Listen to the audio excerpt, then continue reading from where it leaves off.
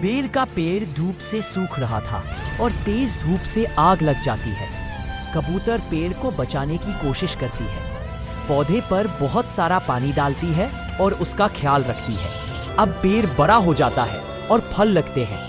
कबूतर फलों को खाती है और पेड़ पर घोंसला बनाकर रहने लगती है और बहुत सारे अंडे देती है। फिर एक दिन उसी पटरी पर ट्रेन आ जाती है।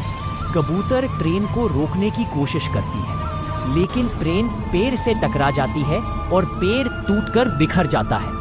घोंसले के साथ अंडे भी नीचे गिर जाते हैं। लेकिन अगले दिन उसी पेड़ से एक नया पेड़ का पौधा उग आता है और फल लगते हैं।